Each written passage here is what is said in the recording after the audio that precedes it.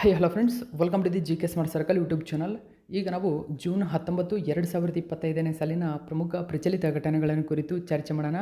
So ನೋಡಿ, ಅನೇಕ ವೀಡಿಯೋಗಳನ್ನು ಮಾಡಬೇಕಾಗಿರ್ತಕ್ಕಂಥ ಸಿಚುವೇಶನ್ ಇರೋದರಿಂದ ನಾನು ಜಸ್ಟ್ ವೀಡಿಯೋದಲ್ಲಿರ್ತಕ್ಕಂಥ ಕ್ವಶನ್ ಮತ್ತು ಆನ್ಸರನ್ನು ಮಾತ್ರ ಹೇಳ್ತಾ ಹೋಗ್ತೀನಿ. ಸೊ ವಿವರಣೆಯನ್ನು ನೀವೇ ನೋಡ್ಕೋಬೇಕು. ಯಾಕಂದರೆ ಈಗ ಜುಲೈ 23 ಆಗಿರೋದ್ರಿಂದ ಬೇಗನೆ ಇರೋ ಟಾಪಿಕ್ನೆಲ್ಲ ಕವರ್ ಮಾಡ್ತೀನಿ. ಸೊ ಹಾಗಾದರೆ ಒಂದನೇ ಕ್ವಶನ್ ಏನಿದೆ ಅಂತ ಗಮನಿಸಿ. ಇತ್ತೀಚೆಗೆ ಕೇಂದ್ರ ಸರ್ಕಾರವು ಕುಡಗೋಲು ಕೋಶ ಔಷಧವನ್ನು ಅಭಿವೃದ್ಧಿಪಡಿಸಲು ಕೆಳಗಿನ ಯಾವ ಪ್ರಸಿದ್ಧ ವ್ಯಕ್ತಿಯ ಹೆಸರಿನಲ್ಲಿ ರಾಷ್ಟ್ರೀಯ ಪ್ರಶಸ್ತಿಯನ್ನು ಕೇಂದ್ರ ಸರ್ಕಾರ ಸ್ಥಾಪಿಸಿದೆ? ಸರಿಯಾದಂಥ ಉತ್ತರ ಬಿರ್ಸಾ ಮುಂಡಾ. ಆಪ್ಷನ್ ನಂಬರ್ 1 ಸರಿಯಾಗಿದೆ. ಹೆಚ್ಚಿನ ಡೀಟೇಲ್ಸನ್ನು ಗಮನಿಸಬಹುದು. ನೋಡು, ನಿಮಗೆ ಗಮನಿಸಬಹುದು, ಕುಡಗೋಲು ಕೋಶ ಕಾಯಿಲೆ ಬಗ್ಗೆ ನೀವು ಓದಿದ್ದೀರಾ.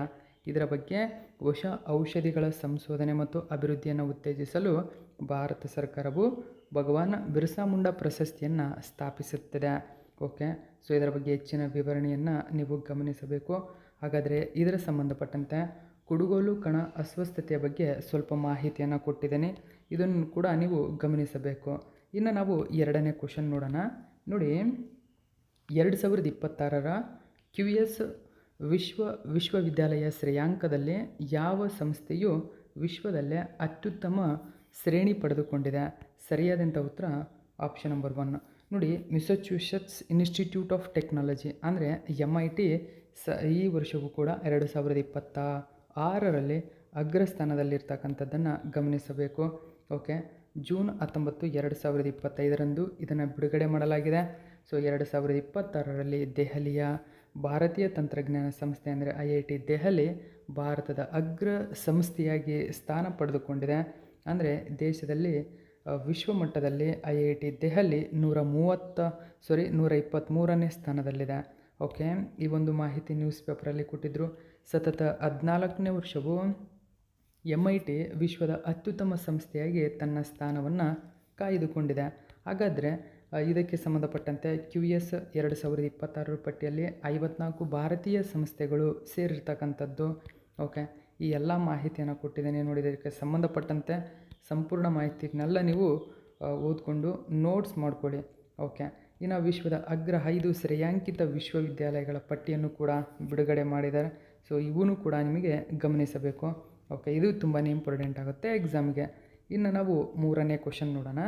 ನೋಡಿ, 2025ನೇ ಸಾಲಿನ ಪ್ರತಿಷ್ಠಿತ 51ನೇ ಆವೃತ್ತಿಯ G7 ಶೃಂಗಸಭೆ ಕೆಳಗಿನ ಯಾವ ದೇಶವು ಆಯೋಜಿಸಿದೆ? ನೋಡಿ, G7 ಶೃಂಗಸಭೆಯನ್ನು ಕೆನಡಾ ದೇಶ ಆಯೋಜನೆ ಮಾಡಿದೆ. ಇದು ಇಂಪಾರ್ಟೆಂಟ್ ಆಗುತ್ತೆ ಕ್ವಶನ್ ನಿಮಗೆ. ಓಕೆ, ಸೊ ಇದಕ್ಕೆ ಸಂಬಂಧಪಟ್ಟಂತೆ ಮಾಹಿತಿಯನ್ನು ಕೊಟ್ಟಿದ್ದೇನೆ. ಸೊ ನೀವು ವಿವರಣೆಯನ್ನು ಓದ್ಕೋಬೇಕಾಗುತ್ತೆ ಫ್ರೆಂಡ್ಸ್, ಯಾಕಂದರೆ ಬೇಗನೆ ಮುಗಿಸ್ಬೇಕಾಗಿದೆ. ಆ ಕಾರಣಕ್ಕಾಗಿ ಸೊ ವಿವರಣೆಯನ್ನು ನೀವೇ ನೋಡ್ಕೊಳ್ಳಿ. ಓಕೆ, ಸಂಪೂರ್ಣ ಮಾಹಿತಿ. ಇನ್ನು ನಾಲ್ಕನೇ ಕ್ವಶನ್ ಏನಿದೆ ಅಂತ ನೋಡೋಣ. ನೋಡಿ, ಭಾರತ ಸರ್ಕಾರದ ಆಯುಷ್ ಸಚಿವಾಲಯವು ಜೂನ್ 21, 2025ರಂದು ಕೆಳಗಿನ ಯಾವ ಸ್ಥಳದಲ್ಲಿ 11ನೇ ಆವೃತ್ತಿಯ ಅಂತಾರಾಷ್ಟ್ರೀಯ ಯೋಗ ದಿನವನ್ನು ಆಯೋಜಿಸಿತು? ನೋಡಿ, ಸರಿಯಾಗಿರ್ತಕ್ಕಂಥ ಉತ್ತರ ವಿಶಾಖಪಟ್ಟಣಂ. ಆಪ್ಷನ್ ನಂಬರ್ 1 ಸರಿಯಾಗಿದೆ. ವಿಶಾಖಪಟ್ಟಣಂನಲ್ಲೇ 11ನೇ ಆವೃತ್ತಿಯ ಅಂತಾರಾಷ್ಟ್ರೀಯ ಯೋಗ ದಿನವನ್ನು ಆಯೋಜನೆ ಮಾಡಲಾಗಿತ್ತು. ಸೊ ಇದಕ್ಕೆ ಸಂಬಂಧಪಟ್ಟಂತೆ ಸಂಪೂರ್ಣ ವಿವರಣೆಯನ್ನು ಕೂಡ ಕೊಟ್ಟಿದ್ದೀನಿ, ಗಮನಿಸಬೇಕು. ಇನ್ನು ಆಂಧ್ರ ಪ್ರದೇಶದಲ್ಲಿ ಜೊತೆಗೆ ತೇಲುವ ಯೋಗ ಕಾರ್ಯಕ್ರಮವನ್ನು ಆಯೋಜನೆ ಮಾಡಲಾಗಿತ್ತು. ಇದು ಮೋಸ್ಟ್ ಇಂಪಾರ್ಟೆಂಟ್ ಆಗುತ್ತೆ. ಇದೇ ಸಂದರ್ಭದಲ್ಲಿ ತೇಲುವ ಯೋಗ ಕಾರ್ಯಕ್ರಮ ನಡೆಸಲಾಯಿತು. ಇದರ ಬಗ್ಗೆಯೂ ಕೂಡ ಮಾಹಿತಿಯನ್ನು ಕೊಟ್ಟಿದ್ದೀನಿ. ಇದನ್ನು ಫ್ಲೋಟಿಂಗ್ ಯೋಗ ಅಂತ ಕರೀತಾರೆ. ಓಕೆ, ಯಾವ ಸಚಿವಾಲಯ ಆಯೋಜನೆ ಮಾಡಿದೆ ಅಂತಲೂ ಕೂಡ ಕೊಟ್ಟಿದ್ದೇನೆ. ನೋಡಿ, 11ನೇ ಆವೃತ್ತಿಯ ಅಂತಾರಾಷ್ಟ್ರೀಯ ಯೋಗ ದಿನದ ಥೀಮ್ ಏನು ಎಂಬತಕ್ಕಂಥ ಮಾಹಿತಿಯನ್ನು ಕೂಡ ಕೊಟ್ಟಿದ್ದೇನೆ, ಗಮನಿಸಬೇಕು ನೀವು. ಇನ್ನು ನಾವು 5ನೇ ಕ್ವಶನ್ ನೋಡೋಣ. 2025ನೇ ಸಾಲಿನ ಪ್ರತಿಷ್ಠಿತ ಫಿಡೆ ವಿಶ್ವ ರ್ಯಾಪಿಡ್ ತಂಡ ಚಾಂಪಿಯನ್ಶಿಪ್ಪನ್ನು ಇದೇ ಮೊಟ್ಟ ಮೊದಲ ಬಾರಿಗೆ ಗೆದ್ದಂತಹ ಭಾರತೀಯ ತಂಡ ಯಾವುದು? ನೋಡಿ, ಮೋಸ್ಟ್ ಇಂಪಾರ್ಟೆಂಟು ಸರಿಯಾದಂಥ ಉತ್ತರ ಆಪ್ಷನ್ ನಂಬರ್ 3 ಅಂದರೆ ಟೀಮ್ MGD1 ಎಂಬ ಒಂದು ಟೀಮ್ ಏನಿದೆ, ಇದೇ ಮೊಟ್ಟ ಮೊದಲ ಬಾರಿಗೆ ಫಿಡೆ ವಿಶ್ವ ರ್ಯಾಪಿಡ್ ತಂಡ ಚಾಂಪಿಯನ್ಶಿಪ್ ಪ್ರಶಸ್ತಿಯನ್ನು ಗೆದ್ದಿದೆ. ನೋಡಿ, FIDE world rapid team championship ಒಂದು ಚಾಂಪಿಯನ್ ಆಗಿದೆ. ಇದರ ಬಗ್ಗೆಯೂ ಕೂಡ ಸಂಪೂರ್ಣ ವಿವರಣೆಯನ್ನು ಕೊಟ್ಟಿದ್ದೇನೆ, ಗಮನಿಸಬೇಕು ನೀವು. ಓಕೆ, ನೆಕ್ಸ್ಟ್ 6ನೇ ಕ್ವಶನ್ ನೋಡೋಣ. ಇತ್ತೀಚೆಗೆ ಕೆಳಗಿನ ಯಾವ ದೇಶವು ಆಪರೇಷನ್ ಟ್ರೂ ಪ್ರಾಮಿಸ್ 3 ಎಂಬ ಮಿಲಿಟರಿ ಕಾರ್ಯಾಚರಣೆಯನ್ನು ಇಸ್ರೇಲಿನಲ್ಲಿ ಕೈಗೊಂಡಿದೆ? ಸರಿಯಾದಂಥ ಉತ್ತರ ಇರಾನ್. ಓಕೆ, ಸೊ ಇರಾನ್ ದೇಶ ಆಪರೇಷನ್ ಟ್ರೂ ಪ್ರಾಮಿಸ್ 3 ಅಂತ ಕರೀತಾರೆ ನೋಡಿ. ಆಪರೇಷನ್ ಪ್ರಾಮಿಸ್ 3, ಟ್ರೂ ಪ್ರಾಮಿಸ್ 3 ಇದು. ಓಕೆ, ಈ ಒಂದು ಮಾಹಿತಿ ಏನಿದೆ ವಿವರಣೆಯನ್ನು ಕೂಡ ಸಂಪೂರ್ಣವಾಗಿ ಕೊಟ್ಟಿದ್ದೇನೆ. ವಿವರಣೆಯನ್ನು ಓದಿ ನೀವು ನೋಟ್ಸ್ ಮಾಡ್ಕೋಬೋದು.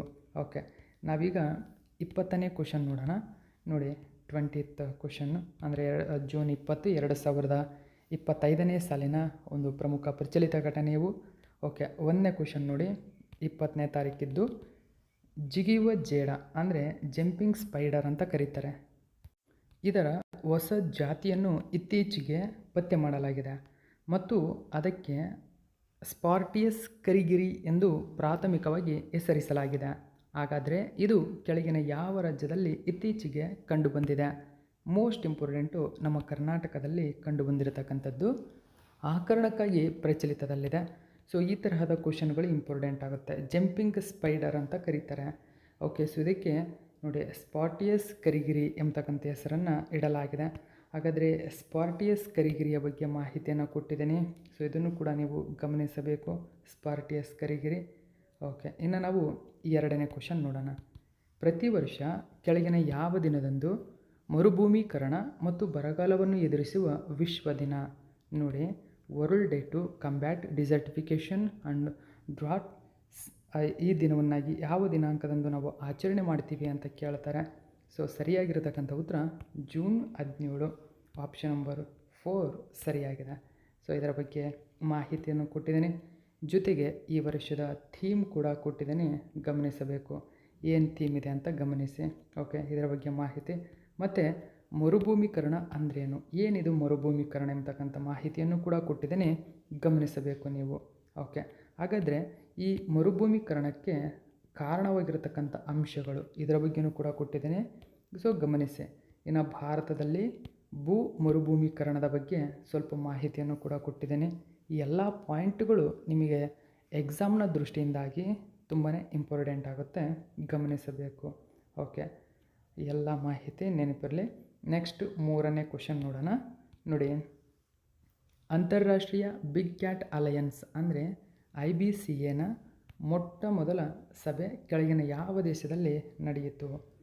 ಸರಿಯಾದಂಥ ಉತ್ತರ ನಮ್ಮ ಭಾರತದಲ್ಲಿ ನಡೆದಿದೆ, ಅದರಲ್ಲಿ ಮುಖ್ಯವಾಗಿ ನವದೆಹಲಿಯಲ್ಲಿ. ಓಕೆ, ಆಪ್ಷನ್ ನಂಬರ್ 4 ಸರಿಯಾಗಿದೆ.